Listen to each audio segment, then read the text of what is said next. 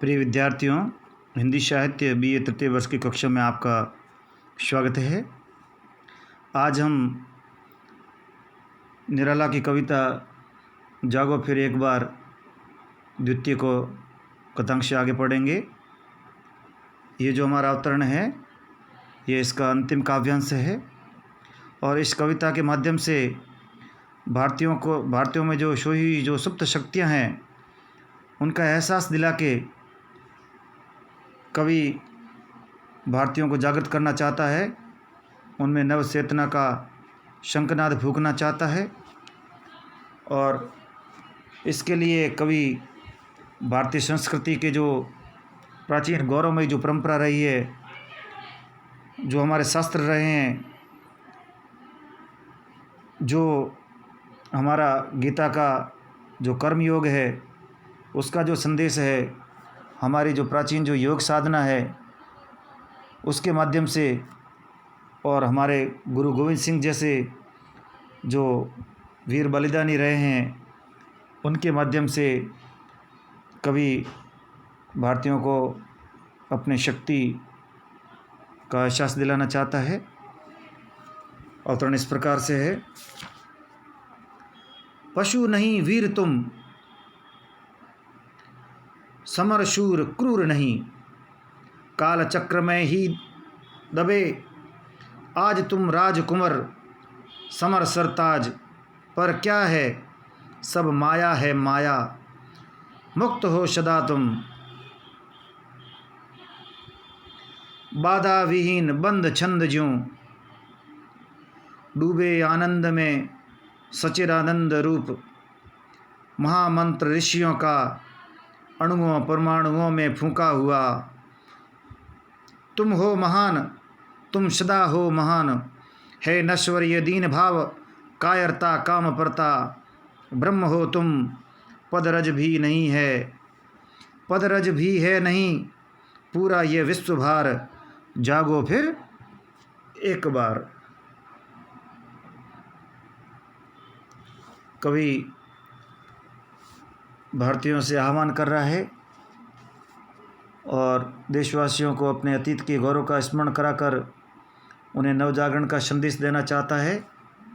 कवि कहता है, पशु नहीं वीर तुम, समर शूर, समर शूर यानी युद्ध में शूरवीरता दिखाने वाले,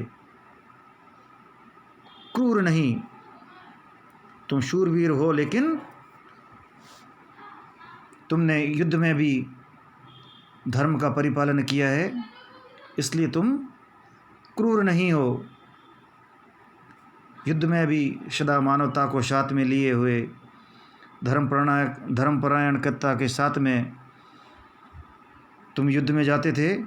पशु नहीं वीर तुम, समर शूर क्रूर नहीं, काल चक्र में ही दबे, तुम पशु नहीं हो जो तुम्हें ये अंग्रेज तुमसे इस प्रकार की गुलामी करवा रहे हैं, बल्कि तुम वीर हो। अपने स्वाभिमान पर विचार करो कि जो साम्राज्यवादी जो ताकतें हैं, उनसे डरकर उनसे दबने की आवश्यकता नहीं हो। तुम्हारा पराक्रम दुर्बलों को सताने वाली क्रूरता का पर्याय नहीं है। हमारे यहाँ पर जो शक्ति है, उसका प्रदर्शन कभी दुर्बल पर नहीं किया जाता है, जो कमज़ोर है उस पर नहीं किया जाता है, बल्कि हमारे जो क्षत्रिय है वे अपनी शक्ति का प्रयोग, अपने बाहुबल का प्रयोग कमज़ोरों की रक्षा के लिए, जनता की रक्षा के लिए, धर्म और राष्ट्र की रक्षा के लिए उस बाहुबल का उपयोग करते हैं। इसलिए हम वीर तो हैं, समर में शूरता भी दिखाने वाले हैं, समर शूर है पर क्रूर नहीं है। इसके माध्यम से भारतीयों की वीरता का भान करवाया गया है और साथ ही साथ उनमें जो वीरता और जो पराक्रम है वह धर्मपरायण है, वह अमानवीय नहीं है। शक्ति का श्रेष्ठ रूप वही है जो कमज़ोरों की रक्षा करे, दुर्बलों को अपने अधिकार दिलाए, ना कि उस पर शासन करे। तो इस प्रकार से हमारे जो क्षत्रियों की जो परंपरा रही है, शक्ति का प्रदर्शन कमज़ोरों पर नहीं बल्कि उनकी रक्षा के लिए। काल चक्र में ही दबे, लेकिन तुम काल चक्र में दब गए। ये समय का फेर है कि तुम वीर होते हुए भी पता नहीं क्यों गुलाम हो गए।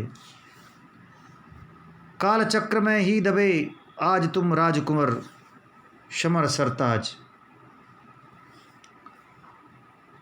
भारतीयों को अपनी वीरता का एहसास दिलाया गया है और शौर्य प्रदर्शन करने वाले भारतीयों को भान दिलाते हुए कवि कह रहा है कि तुम आज के राजकुमार हो, तुम समर सरताज हो। समर सरताज यानी समर यानी युद्ध, सरताज यानी मुकुट, अर्थात जो सर्वश्रेष्ठ युद्ध होता है उसे समर सरताज कहा जाता है। कि तुम राजकुमार हो, तुम युद्ध वीर शिरोमणि हो। ये तो समय का फेर है, वक्त वक्त की बात है कि आज तुम इस प्रकार से दब गए हो, गुलाम हो गए हो, पराधीन हो गए हो, परंतु तुम्हें निराश होने की आवश्यकता नहीं है। हम उन्हीं वीर भारतीयों की संतानें हैं, इसलिए अपने आप को दीनहीन मानने की कोई आवश्यकता नहीं है। सब माया है माया, मुक्त हो सदा तुम। हमारे यहाँ पर आत्मा को मुक्त माना गया है, इसलिए किसी से डरने की आवश्यकता नहीं है, किसी से भयभीत होने की आवश्यकता नहीं है। जो तुम अपने आप को इस प्रकार से दीनहीन मान रहे हो, आज इस प्रकार से दब रहे हो और अपने आप को शक्तिहीन मान रहे हो, वस्तु तो ये क्या है?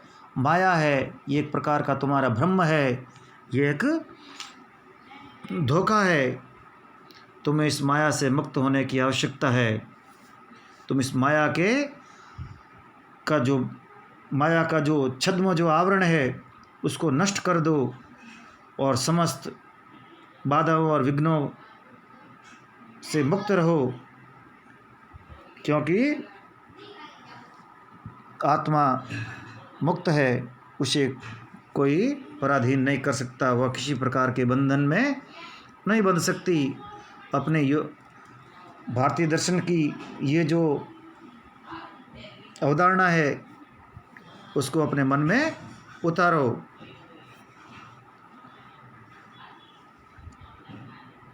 बाधा विहीन बंद छंद ज्यों, डूबे हुए आनंद में।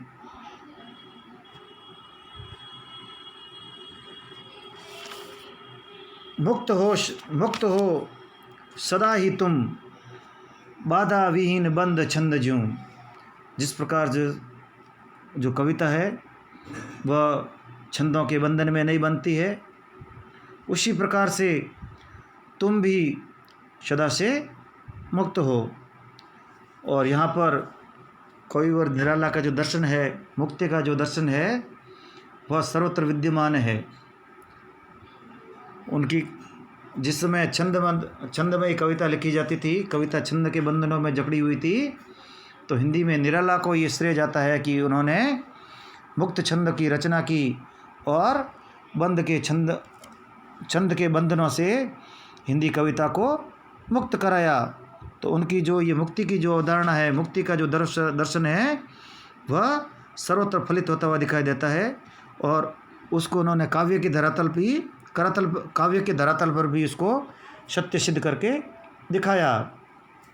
इसलिए कवि कहता है कि जिस प्रकार से कविता भी छंद के बंधनों से मुक्त होती है, उसी प्रकार से तुम भी मुक्त रहो।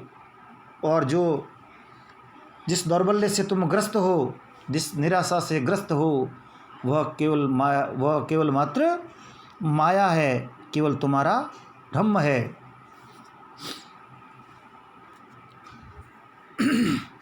डूबे हुए आनंद में सच्चिदानंद रूप, सच्चिदानंद यानी सत्य चित्त और आनंद, ये परमात्मा की विशेषता है। डूबे हुए आनंद में तुम सच्चिदानंद के स्वरूप हो।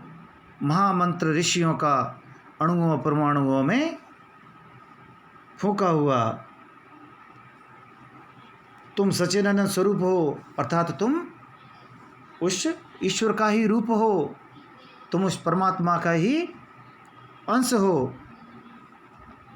और हमारी जो ऋषियों की जो वाणी है, उन्होंने जो हमें महामंत्र दिया था, वेद काल में ही हमारे ऋषियों ने हमें जो मंत्र दिया था, वह दीनता का नहीं बल्कि आत्मविश्वास का मंत्र दिया था, आत्मविश्वास का उपदेश दिया था। उसी मंत्र का तुम अनुसंधान करो। हमारे ऋषियों की जो वाणी है वह इस भारत की भूमि के कण कण में, अणुओं परमाणुओं में विद्यमान है। इसके माध्यम से कभी भारत कभी विश्व गुरु रहा है। उन महान ऋषियों का हमें स्मरण करा रहा है। उस ऋषियों की महान विभूति को हमें स्मरण करा रहा है, जिसके सच्चे वारिस हम हैं, जिसके सच्चे उत्तरदायी हम हैं। हमें किसी प्रकार से डरने की आवश्यकता नहीं है, क्योंकि जो ऋषियों की जो वाणी है वह कण कण में व्याप्त होकर हमें वही आत्मविश्वास का उपदेश दे रही है। दीनता और कायरता है तो उसका उपदेश हमारे ऋषि मुनियों ने कभी नहीं दिया। उसी महामंत्र का तुम अनुसंधान करो और अपनी सोई हुई शक्तियों को जगाओ। अगला जो छंद है बड़ा ही महत्वपूर्ण है परीक्षा की दृष्टि से। तुम हो महान, तुम सदा हो महान। कवि कहता है कि तुम सदा से महान हो।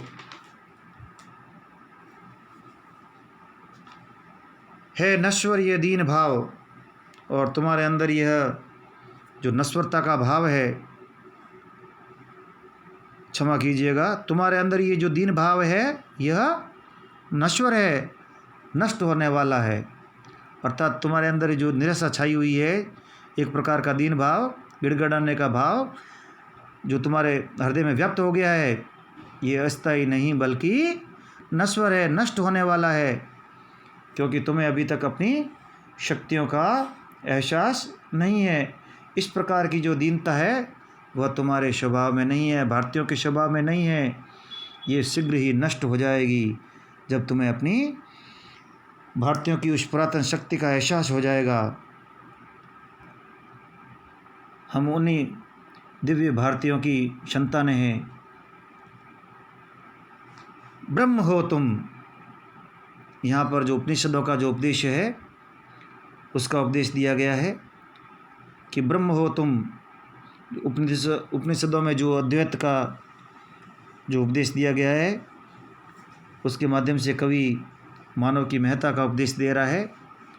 अद्वैत यानी आत्मा और परमात्मा दोनों अद्वैत है। जो द्वैत दिखाई दे रहा है वह केवल माया के कारण है।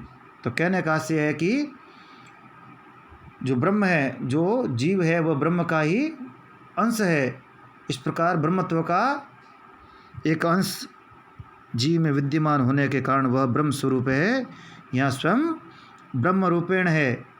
तो इसके माध्यम से कवि कहना चाहते हैं कि तुम ब्रह्म हो, तुम परमात्मा की संतान हो, ईश्वरीय रूप हो। इसलिए तुम्हें किसी के समक्ष भयभीत होने की आवश्यकता नहीं है। तुम हो महान, तुम सदा हो महान, तुम सदैव से महान रहे हो। भारतीय सदा से महान रहे हैं, उनका गौरव में अतीत रहा है नश्वर ये दीन भाव। तुम्हारे अंदर जो ये दैन्यता व्याप्त हो गई है यह नष्ट होने वाली है, स्थायी नहीं बल्कि अस्थायी है, ये नश्वर है, नष्ट होने वाली है। कायरता, कामप्रता, तुम्हारे अंदर ये जो दीन भाव, दैन्यता का भाव, जो कायरता और जो कामप्रता, यानी अपने स्वार्थों के वशीभूत होकर अपने जो छोटे छोटे लोभ है उनको महत्व देना, अपने भोगों में व्यस्त हो जाना, राष्ट्र और जो धर्म का, राष्ट्र के प्रति हमारा जो धर्म है उसका निर्वाह न करना, ये जो भाव है ये स्थायी नहीं बल्कि अस्थायी है, शीघ्र नष्ट होने वाला है। ब्रह्म हो तुम, और तुम दिव्य ईश्वरीय संतान हो, तुम ब्रह्म हो। पद रज भर भी नहीं है पूरा यह विश्व भार, और तुम ब्रह्म रूप हो, पद रज भर भी नहीं है, और तुम्हारे समक्ष ये जो पूरा विश्व है यह तुम्हारे धूलों का, जो पैरों की जो तुम्हारी धूली है, रज यानी धूल, तुम्हारे पैरों की धूल के समक्ष भी यह विश्व नहीं ठहरता है। इस प्रकार से तुम महान हो। कायरता, कामपरायणता, दीनता, इस प्रकार के तुम व्यक्ति नहीं हो। तुम तो साक्षात ब्रह्म हो, सच्चिदानंद हो। अहम ब्रह्मास्मि तत्त्वमसि, ये हमारे उपनिषदों का उपदेश है, उससे उन वाक्यों से प्रेरणा लो। और ये समस्त संसार है तुम्हारे पदरज के बराबर भी नहीं है, तुम्हारी शक्तियाँ हैं वह अनंत है। इसलिए तुम एक बार फिर से जाग उठो, अपनी शक्ति को पहचानो, अपनी शक्ति का संचय करो, आत्मविश्वासी बनो, कर्तव्य कर्म में जुट जाओ। राष्ट्र के प्रति, धर्म के प्रति जो तुम्हारा कर्तव्य है उसका निर्वाह करो, और इस कार्य में समस्त विश्व भी बाधा नहीं डाल सकेगा, और अंततः तुम्हारी विजय होगी। कवि इन शब्दों के द्वारा जो राष्ट्रीय चेतना है उसको मुखरित करना चाहता है, और भारतीयों में सोई हुई जो शक्ति है उसको जगाना चाहता है, और अतीत के गौरवगान द्वारा देशवासियों को नवजागरण का संदेश दे रहा है। सुप्त शक्तियों को जगाने का कवि आह्वान करता है। और साथ ही यहाँ पर जो उपनिषदों का जो अद्वैत का जो दर्शन है उसके माध्यम से हमें हमारे ब्रह्म होने का एहसास करवाया गया है। इस प्रकार यह कविता अब समाप्त होती है। धन्यवाद।